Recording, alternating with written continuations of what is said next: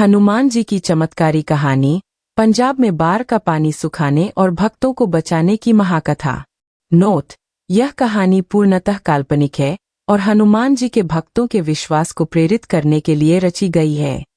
यह पंजाब की बाढ़ की वास्तविक चुनौतियों पर आधारित है, जहां नदियां उफान पर आती है, गांव डूब जाते हैं और भक्ति ही एकमात्र सहारा बनती है। पंजाब, जिसे 5 नदियों की भूमि कहा जाता है, अपनी हरियाली, संस्कृति और मेहनतकश लोगों के लिए जाना जाता है। लेकिन हर मानसून में यह स्वर्ग बाढ़ के प्रकोप से तबाह हो जाता है। सतलुज, रावी, ब्यास और झेलम नदियां जब उफान पर आती है तो खेत डूब जाते हैं, घर बह जाते हैं और जीवन अस्तव्यस्त हो जाता है।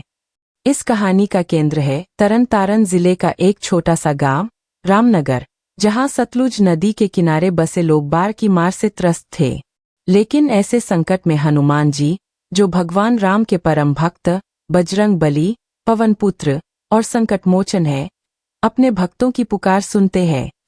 वे वानर रूप में प्रकट होकर असंभव को संभव बनाते हैं, जैसे उन्होंने रामायण में समुद्र लांघा और लंका जलाई। इस महाकथा में हनुमान जी न केवल बाढ़ का पानी सुखाते हैं, बल्कि वानर रूप में आकर भक्तों को पानी से निकालकर नई जिंदगी देते हैं। यह कहानी इतनी लंबी, प्रेरणादायक और रोमांचकारी है कि हर पाठक के मन में हनुमान चालीसा की पंक्तियां गूंज उठेंगी। संकट कटे मिटे सब पीरा, जो सुमिरे हनुमत बलबीरा। अगर आप हनुमान जी के सच्चे भक्त हैं, तो इस कहानी को अंत तक धैर्यपूर्वक पढ़ें, बीच में रुके तो हनुमान चालीसा का पाठ करें और कमेंट में जय हनुमान, जय बजरंग बली जरूर लिखें। तो चलिए उस विशाल महाकथा की शुरुआत करते हैं। भाग 1: पंजाब की बाढ़ की भयावहता, सतलुज का प्रकोप। 2025 का मानसून पंजाब के लिए अभूतपूर्व संकट लेकर आया। सतलुज नदी, जो हिमाचल के हिमालय से निकलकर पंजाब की जीवन रेखा बनती है, इस बार राक्षसी रूप में थी। लगातार 4 हफ्तों की मूसलाधार बारिश ने नदी को उग्र बना दिया। अमृतसर, तरन तारण, फिरोजपुर और जालंधर के गांव पानी में डूब गए।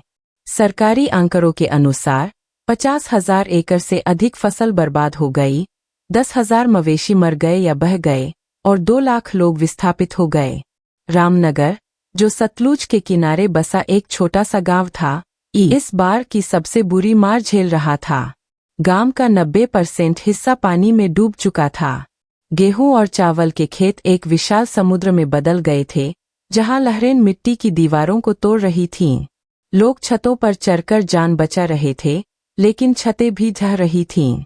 रामनगर का मुख्य तालाब, राम सरोवर, जो कभी गांव की शान था, अब एक उफनता झरना बन चुका था। पानी गलियों में बह रहा था, जैसे कोई नदी गांव के बीच से गुजर रही हो। बिजली की आपूर्ति ठप थी, पीने का पानी गंदा हो चुका था और सड़कें मलबे में दब गई थीं। एनडीआरएफ और सेना की टीमें बचाव के लिए आईं, लेकिन पानी की तेज धारा ने नावों को भी उलट दिया। गांव के स्कूल और गुरुद्वारे पानी में डूब गए। बच्चे भूख से रो रहे थे और बुजुर्ग बीमार पड़ रहे थे। स्थानीय लोग कहते, यह 1988 की बाढ़ से भी बदतर है। पंजाब सरकार ने राहत शिविर बनाए, लेकिन सामग्री समय पर नहीं पहुंच रही थी। जलवायु परिवर्तन, जंगलों की कटाई और अवैध रेत खनन ने बाढ़ को और भयावह बना दिया था। मौसम वैज्ञानिकों ने चेतावनी दी थी कि यह 100 साल में एक बार वाली बाढ़ है। लेकिन रामनगर के लोग अब सिर्फ चमत्कार की उम्मीद कर रहे थे। गांव में डर का माहौल था। लोग रात को पानी की गड़गड़ाहट से जाग जाते। मवेशियों की चीखें और बच्चों का रोना हवा में गूंजता। कुछ बुजुर्ग कहते, यह प्रकृति का प्रकोप नहीं, हमारे पापों का फल है। लेकिन कुछ लोग, जो हनुमान जी के भक्त थे, कहते, बजरंग बली आएंगे, हमें बचाएंगे। यह आस्था ही थी जो लोगों को टूटने से बचा रही थी। भाग 2: रामनगर के सरपंच का परिवार संकट की चपेट में। रामनगर का सरपंच, बलवीर सिंह, एक 55 वर्षीय मेहनती और धर्मनिष्ठ किसान था। उसका चेहरा सूरज से तपकर काला पड़ चुका था, सफेद दाढ़ी में कुछ काले रेशे बचे थे और उसकी भूरी आंखों में हमेशा एक दृढ़ता झलकती थी। वह सिख परंपराओं को मानता था, लेकिन हनुमान जी का परम भक्त था। हर मंगलवार को वह हनुमान चालीसा का पाठ करता और गांव के छोटे से हनुमान मंदिर में लड्डू चढ़ाता। लेकिन इस बार ने उसे तोड़ दिया था। उसकी पत्नी कमलजीत कौर 52 वर्ष की कई सालों से एक रहस्यमयी बीमारी से जूझ रही थी। डॉक्टरों ने पहले कैंसर का संदेह जताया, फिर थायराइड, लेकिन कोई निदान नहीं हुआ। कमलजीत अब इतनी कमजोर थी कि बिस्तर से उठ नहीं पाती थी। उसका चेहरा पीला पड़ चुका था और उसकी आवाज कांपती थी। बाढ़ ने स्थिति और बिगाड़ दी। दवाइयां नहीं पहुंच रही थीं और साफ पानी की कमी थी। बलवीर के 4 बच्चे थे जो इस संकट में परिवार का सहारा थे। 1. जसप्रीत सिंह 32 वर्ष का, एक कुशल किसान। वह 6 फुट का, मजबूत कदकाठी वाला, भूरी आंखों और काली दाढ़ी वाला युवक था। उसकी पत्नी सरबजीत और 2 छोटे बच्चे 5 और 3 साल के भी बाढ़ में फंस गए थे। जसप्रीत दिन रात खेतों से पानी निकालने की कोशिश करता, लेकिन सारी मेहनत बेकार थी। 2. हरदीप सिंह 28 वर्ष का, एक मैकेनिक। वह पतला, तेजतर्रार और चुलबुला था, लेकिन उसकी छोटी सी वर्कशॉप बाढ़ में बह गई थी। अब वह गांव में छोटे मोटे काम करके परिवार का पेट पाल रहा था। 3. हरजोत कौर 24 वर्ष की, एक होनहार छात्रा। वह अमृतसर के एक कॉलेज में बीए फाइनल ईयर की पढ़ाई कर रही थी। उसकी बड़ी बड़ी आंखें और मुस्कान गांव की शान थी, लेकिन बाढ़ ने उसकी परीक्षाएं रद्द कर दी थीं। 4. अर्जुन सिंह 18 वर्ष का, स्कूल का टॉपर। वह दुबला-पतला, उत्साही और हनुमान चालीसा का दीवाना था। फीस न चुकाने के कारण वह स्कूल छोड़ चुका था और घर पर किताबें पढ़ता रहता। बलवीर का परिवार एक छोटे से टेंट में शरण लिए हुए था, जो बारिश में टपक रहा था। उनका घर आधा ढह चुका था और कीमती सामान पानी में बह गया था। बलवीर का कर्ज 12 लाख रुपए से अधिक हो चुका था, ट्रैक्टर, बीज और अब राहत के लिए। जसप्रीत की बेटी को बुखार था और हरजोत दिन रात उसकी देखभाल करती। हरदीप ने पुरानी साइकिल बेच कर कुछ पैसे जुटाए, लेकिन वह नाकाफी थे। अर्जुन हर रात परिवार को हनुमान चालीसा सुनाता, जिससे थोड़ा सुकून मिलता। गांव के अन्य परिवार भी इसी हाल में थे। पड़ोसी सरदार इकबाल सिंह के 5 बच्चे भूख से बिलख रहे थे। उनकी मां बीमार, पानी में फंसी थी। बलवीर ने गांव की सभा बुलाई, लेकिन कोई रास्ता नहीं निकला। वह हर गुरुद्वारे, मंदिर और पीर की दरगाह पर माथा टेक चुका था, लेकिन पानी कम होने का नाम नहीं ले रहा था। कुछ लोग कहते, यह पापों का फल है। नदियों में कचरा, जंगल कटाई। बलवीर का मन अशांत था, लेकिन वह जानता था कि कोई शक्ति उसे बुला रही है। भाग 3. गांव की दैनिक जद्दोजहद। बाढ़ का लंबा साया। बाढ़ के पहले हफ्ते में रामनगर एक भूतिया गांव जैसा हो गया। सड़कें गायब, स्कूल बंद, बाजार डूबे। लोग नावों पर निर्भर थे, लेकिन नावें कम थीं। एनजीओ और सरकारी टीमें राशन लेकर आईं, चावल, दाल, बिस्किट, लेकिन पानी की तेज धारा में पहुंचना मुश्किल था। बच्चे डायरिया और बुखार से पीड़ित थे, क्योंकि पानी गंदा हो चुका था। बलवीर दिन भर राहत सामग्री बांटता, रात को परिवार के पास लौटता। कमलजीत की हालत बिगड़ रही थी, तेज बुखार, कमजोरी। जसप्रीत ने खेतों से कुछ सब्जियां बचाने की कोशिश की, लेकिन वे सड़ गईं। हरदीप ने टेंट की मरम्मत की, लेकिन बारिश रुक नहीं रही थी। हरजोत गांव के बच्चों को पढ़ाने की कोशिश करती, लेकिन किताबें भीग चुकी थीं। अर्जुन दिन भर हनुमान चालीसा का पाठ करता और उसकी आवाज टेंट में गूंजती। दूसरे हफ्ते में बाढ़ और भयानक हो गई। सतलुज का पानी गांव के बीच से गुजर रहा था, जैसे कोई समुद्र उमड़ आया हो। एक रात तेज आंधी ने कई टेंट उड़ा दिए। लोग चिल्ला रहे थे, बचाओ। बलवीर ने सभी को एक पुराने गुरुद्वारे की छत पर इकट्ठा किया, लेकिन वहां भी पानी पहुंच रहा था। सुबह पता चला कि 3 परिवार बह गए। सरकारी हेलीकॉप्टर आए, लेकिन ईंधन की कमी से लौट गए। मीडिया ने खबरें दिखाईं, पंजाब बाढ़, लाखों बेघर, राहत कार्य धीमा। बलवीर ने जिला कलेक्टर को फोन करने की कोशिश की, लेकिन नेटवर्क नहीं था। गांव में मलेरिया और हैजा फैल गया। दवाइयां थीं, लेकिन डॉक्टर नहीं। बलवीर सोचता, क्या हमारा अंत आ गया? रात को वह टेंट में बैठकर हनुमान चालीसा पढ़ता और अर्जुन साथ देता। उसकी पंक्तियां दुख बिसरावे, सुख देहु, मन को थोड़ा बल देती थी। तीसरे हफ्ते में पानी का स्तर और बढ़ गया। राम सरोवर अब एक विशाल झील था जो गांव को निगल रहा था। लोग कहते यह सजा है, लेकिन बलवीर का मन कहता था हनुमान जी सुन रहे हैं। भाग 4। सपने में हनुमान जी का आह्वान, आशा की किरण। एक काली रात, जब हवा में पानी की गरगराहट और मवेशियों की चीखें गूंज रही थीं, बलवीर टेंट में चिंता में डूबा सो गया। उसे एक स्वप्न आया। एक विशाल वानर प्रकट हुआ। उसका शरीर लाल स्वर्णिम, आंखें आग की तरह लाल, पूंछ लंबी और सुनहरी, और हाथ में विशाल गदा। उसकी छाती पर श्री राम लिखा था। हनुमान जी ने गंभीर स्वर में कहा, बलवीर, मेरे धाम अयोध्या आ। मैं हनुमान, पवन पुत्र, बजरंग बली, तेरे गांव का पानी सुखाऊंगा, तेरे परिवार को बचाऊंगा। वानर रूप में आकर भक्तों को पानी से निकालूंगा। विश्वास रख, हनुमान गढ़ी आ। स्वप्न इतना जीवंत था कि बलवीर को लगा हवा में वानर की शक्ति की गंध आ रही है। वह पसीने से तरबतर होकर उठा। उसका दिल जोर जोर से धड़क रहा था। सुबह उसने कमलजीत को बताया। कमलजीत, जो दर्द से कराह रही थी, बोली, बलवीर, यह भूख और थकान का भ्रम है।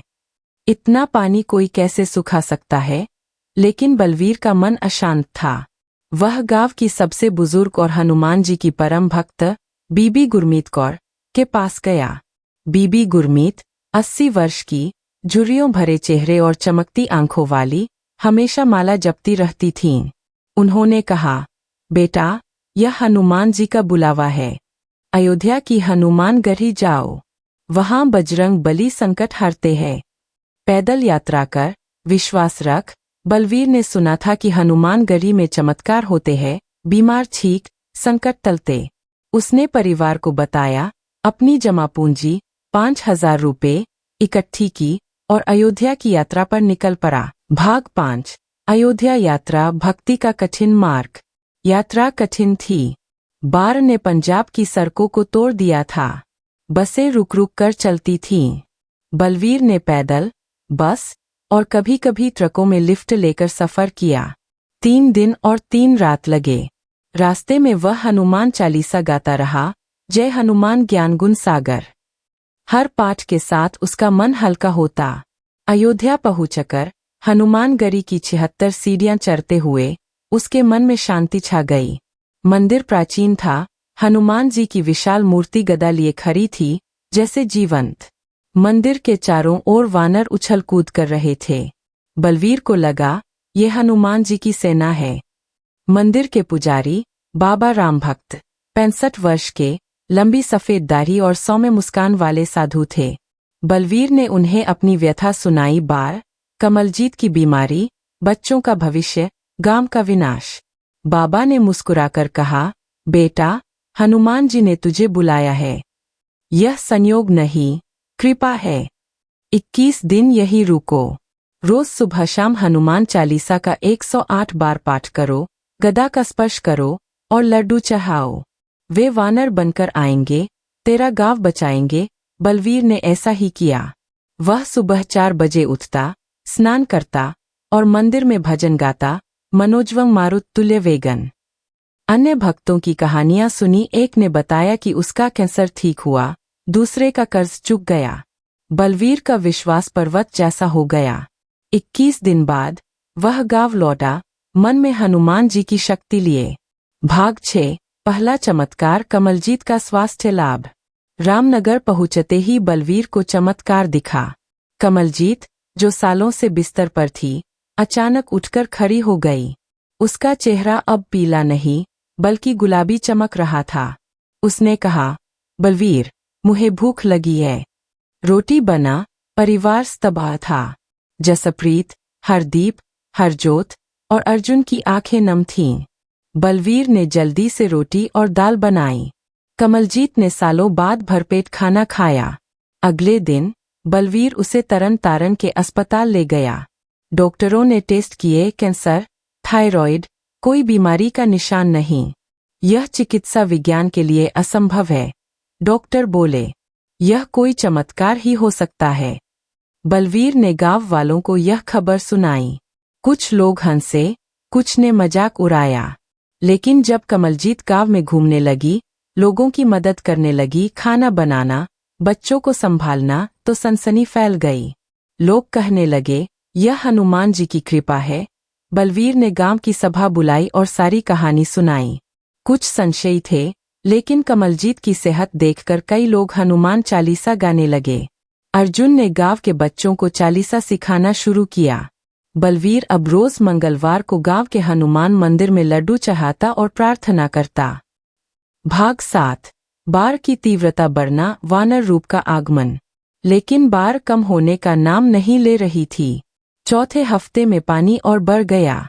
राम सरोवर अब एक समुद्र था और सतलुज नदी गांव को निकल रही थी। एक रात, जब आंधी और बारिश चरम पर थी, बलवीर को फिर स्वप्न आया। हनुमान जी वानर रूप में प्रकट हुए। उनकी पूंछ हवा में लहरा रही थी और वे बोले, बलवीर, राम सरोवर के पास आ। मैं वानर बनकर आऊंगा, तेरे गांव को बचाऊंगा। सुबह बलवीर तालाब के पास गया।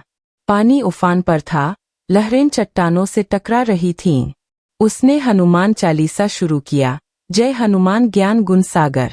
अचानक आकाश में काले बादल छाए, बिजली कड़की और एक विशाल वानर प्रकट हुआ।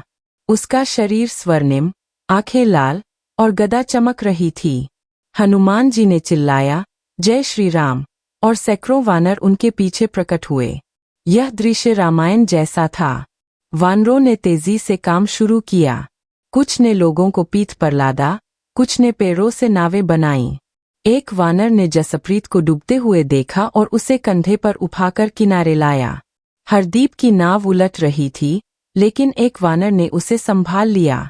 हरजोत और अर्जुन पानी में फंसे बच्चों को बचाने में मदद कर रहे थे और वानरों ने उन्हें सुरक्षित निकाला। कमलजीत, जो अब स्वस्थ थी, टेंट में बैठकर चालीसा गा रही थी और एक वानर ने उसे ऊंचे पीले पर पहुंचाया। हनुमान जी ने राम सरोवर के पास खड़े होकर गदा उठाई। उन्होंने पानी को पी लिया, जैसे रामायण में समुद्र शोषण। वानरों ने मिट्टी और पत्थरों से बांध बनाया, सतलुज का बहाव रोका। कुछ ही घंटों में तालाब का पानी आधा रह गया। लोग चिल्ला रहे थे, जय हनुमान, जय बजरंग बली। अगली सुबह नदी का स्तर कम हो गया। खेतों में जमा पानी सूखने लगा और गलियां साफ हो गईं। भाग 8। पानी सूखना और गांव की मुक्ति। 5वें हफ्ते में चमत्कार पूर्ण हुआ। राम सरोवर का पानी पूरी तरह सूख गया। सतलुज नदी अपने पुराने रास्ते पर लौट आई। खेतों में मिट्टी फिर से नजर आने लगी। घरों की दीवारें, जो बची थीं, अब सुरक्षित थीं। मौसम वैज्ञानिकों ने इसे असामान्य जलवायु परिवर्तन कहा, लेकिन रामनगर के लोग जानते थे यह हनुमान जी का चमत्कार था। बलवीर ने गांव की सभा बुलाई और सारी कहानी सुनाई। लोग रो पड़े। उन्होंने हनुमान मंदिर में लंगर का आयोजन किया। भजन गाए गए, संकट मोचन हनुमान की जय। गांव में उत्सव का माहौल था। बच्चे नाच रहे थे और बुजुर्ग आंसुओं के साथ प्रार्थना कर रहे थे। भाग 9। परिवार की समृद्धि, चमत्कारों की बौछार। हनुमान जी की कृपा यही नहीं रुकी। बलवीर ने अपने बच्चों के लिए भी प्रार्थना की थी। कुछ दिनों बाद जसप्रीत को एक फोन आया। एक कृषि मशीनरी कंपनी ने उसे फिरोजपुर में नौकरी दी, मासिक 50,000 रुपये। वह बोला, पिताजी, यह हनुमान जी की कृपा है। हरदीप को एक स्थानीय व्यापारी ने मुफ्त में वर्कशॉप की जगह दी। उसकी दुकान फिर से चल पड़ी। हरजोत को कॉलेज से स्कॉलरशिप मिली और उसने बीए पूरा किया। अर्जुन को स्कूल में मुफ्त पढ़ाई का मौका मिला और वह टॉपर बना। बलवीर का कर्ज धीरे धीरे चुक गया। परिवार फिर से एकजुट हुआ और उनका घर ठीक हो गया। भाग 10। और चमत्कार, गांव भर में हनुमान जी की जय। चमत्कारों का सिलसिला रुका नहीं। बीबी गुरमीत कौर, जो गठिया से पीड़ित थी, हनुमान मंदिर में प्रार्थना करने गई। एक रात उसे स्वप्न में हनुमान जी दिखे।